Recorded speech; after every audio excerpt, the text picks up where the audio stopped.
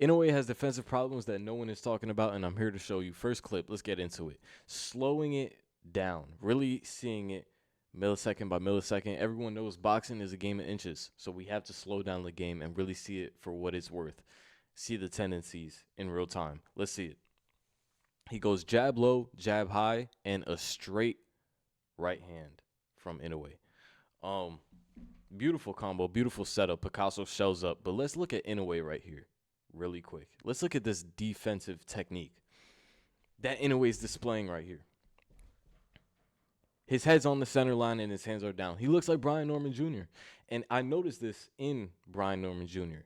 I was probably one of the first ones to say it. I was watching Brian Norman Jr. shadow boxing, and I saw no head movement at all. Not only did Brian Norman have bad feet, because I can't compare Brian Norman Jr. to Inoue. Inoue is more better offensively and has better feet. But as far as head movement and defensive wise, they're similar. Brian Norman doesn't move his head, and he doesn't move his feet. So I knew Devin Haney was going to pick him apart. We even seen in the knockdown with Devin Haney how much Brian Norman did not move his head. Like, he got hit with the hook and didn't see the overhand coming at all, but had no tendency of slipping anything right after he got hit by the hook, which is why he got knocked down. Their tendencies. And Inoue has a tendency of dropping his hands. We'll go to the knockdowns in his past fights that weren't too long ago, and I'll show you the same tendencies there. He throws a swivel jab here, though, which his hands are still down when he throws this uppercut. Hands are still down. Hands are still down. Nothing's covering the right side of his face. If Picasso wanted to, after this hook, which by the way lands, and is a good hook, Inoue is still not ready defensively. Picasso could have took that momentum from the hook and came with his own overhand and landed right there. Because Inoue went for this. Inoue went for a body shot. And look at his hand. Look at his hand positioning. Look at his hand going for this body shot. Look how far he is extended out, and look where his face is at. Look where his chin is open. Look how far his hand is extending. This is Inoue's striking. He's a very fast fighter, so he can get away with it. It reminds me of Ryan Garcia. Ryan Garcia is not the most technical defensive fighter at all. Probably the worst we have in boxing. But he's fast, so he could get away with it. The speed throws you off. It throws off your timing. But for fighters who have great timing, who are counterpunchers, Gervonta Davis, for example, they can find these openings, and the speed won't really frustrate them. Bam Rodriguez is a perfect example of someone who can find openings, who is the counterpuncher, and who has timing. He's not the fastest. Inoue's probably faster, but he has the timing. He has the defensive responsibility. Let's get into more. Because I have more. Let's get into this one.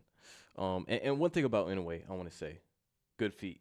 He has good feet. I don't know if I said that already, but he has good feet. And that's one thing I can say that is that's good about his defense, is that he has good sense of ring control and good sense of feet movement. Not better than Bam Rodriguez, though. We're talking Bam Rodriguez, right? And I'm talking Bam Rodriguez because this should be the next fight. I don't want to see another Picasso. I'm going to be real. 12-0 is crazy. Listen, crazy performance. But I want to see real matchups. Bam Rodriguez is the real matchup. Let's get into this clip. Picasso backing him up Inoue, using his feet, backing up. Picasso misses the jab, gets on the inside. Inoue counters. So Inoue did a lot of countering this fight. And one thing, we'll get into it actually. Let's watch this full clip. So he goes for a 1-2-3. Now that was nice. You see how he moved his head off the center line for the body shot when he dug on the 3. Now look at this. Inoue, a lot of times, like I said, countered this fight. Right here, after this jab, he's baiting for a counter. He's putting his head forward. I know you can't see because this big ass pause button is in the middle, but you know you can see Inoue's head to the left. He's putting his head forward. Okay, he's looking for a counter. He's doing the Floyd Mayweather pull back counter situation where he pulls you in and he pulls back and counters you, or he's looking for that at least. Knowing this as a counter puncher, because a lot of I'm a counter puncher myself. I'm not a professional boxer, but a lot of counter punchers know this. They know what this looks like. When you see this, you know he's looking for a counter. Counter punchers, the way to beat them is to counter the counter puncher. Bam does that perfectly. And with Inoue, who doesn't have the best defense, who can be countered, who can be knocked down, it worries me. Actually, it doesn't worry me. It excites me. I get excited because I know what Bam is going to be able to do. This was a spectacular performance, and I really liked the way Inoue was disciplined inside with his guard. I can't even say that though because his tendencies still show. But for what it's worth and what his tendencies are, I like that he was still disciplined in knowing when to be inside and knowing when to get out. He used his feet well this fight. He also countered well this fight. But I still saw the same tendencies, bro. I still saw the same tendencies. He drops this lead hand very often. You see him go into a Philly shell. And I'm sorry, bro, but Japan fighters aren't trained to do the Philly shell. Philly shell is an American style. So when Japan fighters do these things, they're not going to do it to the best of their ability. And he's not Floyd Mayweather. He just doesn't have the defensive responsibility to drop his hand like that against someone like Bam Rodriguez. He could do it against Picasso. And again, in the inside, throwing double hooks, double uppercuts, he's dropping this rear hand again. These are easy catch and counters. And I'm not going to say easy. I'm saying easy for Bam. Because Bam is at that level, top of the level. No one bad is going to be Inoue. No one trash is going to be Inoue. But Bam Rodriguez has more to offer. Bam Rodriguez is more technical. Bam Rodriguez is more disciplined. And when I look at Inoue, I don't see that, bro. I don't see the defensive responsibility. Double uppercut in the inside, and his chin is like this every single time. Every single time. Another hook on the outside. Good overhand. Almost gets hit with a hook there. He hits Picasso there. Again, good sense of when to put your guard up. But Picasso just didn't have a good sense of timing either. We're talking about Picasso. I don't care he was undefeated, okay? I don't care he was undefeated. A lot of people look at these records and be like, oh, he was undefeated. It was a good win. Listen, it was a layup. It was a layup. I'm sorry to tell you. And I'm hate watching right now, but it's the truth. You guys need to learn the truth. The truth is harsh, bro. Let's look at the truth. Let's look at Inoue getting knocked down real quick. This was his most recent knockdown, I'm pretty sure, against Ramon Cardin. I've never heard of this guy before, I'm gonna be honest. But I think this is his most recent one. We'll show the Louis Neri one, which is his first knockdown ever in his career after this one. This one was crazy because he goes Philly shell, blocks the hook, misses the hook there, sees that, goes for a jab and then a hook on the outside. Again, hook on the outside and then a hook against the guard, and now he's following. Now he goes for a hook and he drops his rear hand, the hand that's supposed to be here, right? If he's a southpaw, your left hand's supposed to be up while throwing the hook. He drops his left hand, misses the hook, and gets hit with an overhand. Dropped. Bad. And you see, slow motion, drops his left hand, misses the hook. If you make him miss, you can make him pay because he's so wide open. He is so wide open. If you have timing, you can make him pay. Let's go to Louis Neri real quick because this one's bad. This one's bad. I forgot how bad this one was. But Louis Neri, boom, knocks him down real quick in the first round, 2 minutes in. Inoue's not too hurt by this, but let's just look how this knockdown happened, right? We're not rating him on a scale of how hurt was he. We're looking on how these things are happening. Why is this knockdown happening? Why are you getting knocked down here right inside the pocket with Louis Neri? Louis fucking Neri. Overhand. Inoue doesn't see it, drops his hand, and I think he had anticipation of throwing this hook on the inside.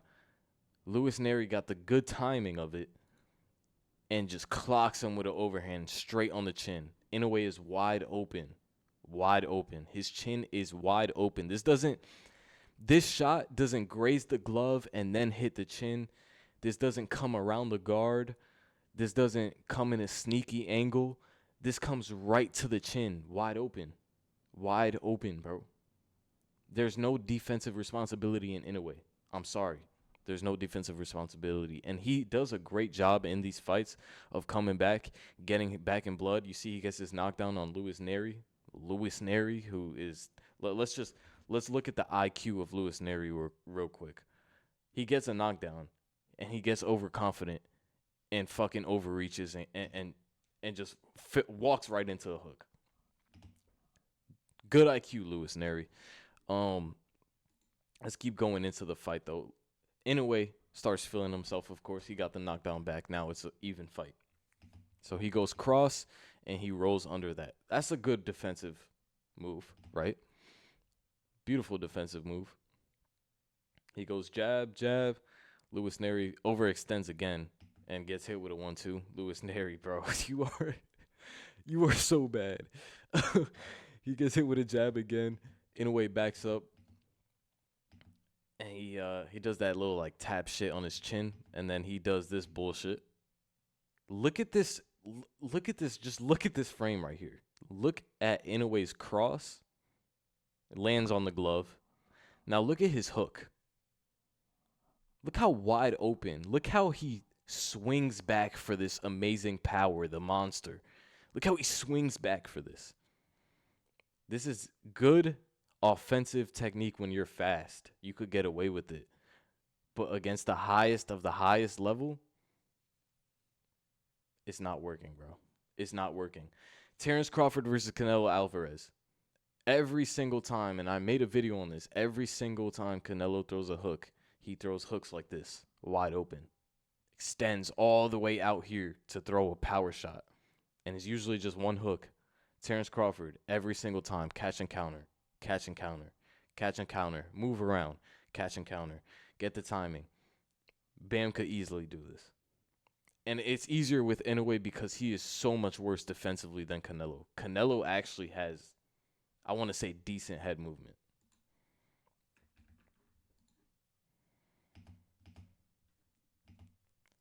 Goes with another hook in the inside. Throws a 2. Throws the hook behind this. Look at his face, bro. This hook goes down. It doesn't really land on the body. It's a little down. Luis Neri could land a short hook on the inside right here. He's still in range. This hand never goes back up. It goes back to the waist. And that's what I'm saying, that this Philly shell shit is not good, bro. Inoue doing this Philly shell shit is not good. It's going to get him knocked down. But Luis Neri, he doesn't have the best IQ, right? Who's heard of Luis Neri before this? I don't know. Not me. So he's going to go through it, and the speed is going to frustrate him, and the power is going to make him hurt, and it's going to make him crumble. And it's a good job by Inoue. But holy shit, he almost got fucking killed right here. And again, another display of why his defense is so bad, bro. Look, he goes for a straight cross into a hook overhand into another hook. And as he's throwing this hook, his hand and chin are down. Or sorry, his hand is down and his chin is wide open, bro. If y'all don't, how do y'all not see this? Please. In the comments, let me know. I'm losing my mind here. Look how wide open he is. Luis Neri was maybe an inch off of winning the belt that night. Because that overhand almost landed right on the chin. Inoue backs up, and then he slips and rolls this time. Now he's slipping and rolling. Because he was like, I gotta roll now, because that motherfucker's going to start throwing overhands and shit. But look at Inoue. Look, misses. Look how much. Oh, he didn't overextend there. I'm not going to lie. He surprised me there. See, I thought he was going to overextend, and I'm doing this raw reaction. He has good feet, because I thought he was going to overextend there. But he goes for a gazelle hook right here at the end. which I thought he was gonna overextend on right here. He goes for like a gazelle hook, and then he backs up. So Luis Neri couldn't get the timing on that. Good feet by Inoue, and that's what I mean. Defensively, his feet are good, but as far as like keeping his hands up and in the pocket, fuck no, fuck no. And that's where Bam's gonna bring it. Honestly, that's where Bam's gonna bring it. He's going tit for tat here, but he's still every time dropping his hands, dropping his hands. He's confident though. That's one thing about Inoue. That's another thing too. That even though he's not the best defensively, he fights like he thinks he's the best defensively, and that makes him confident. But that also could get him knocked down, and that's what we've seen here. He got too confident, and he got knocked down, literally. Like he got too confident and got hit with an overhand straight on the chin.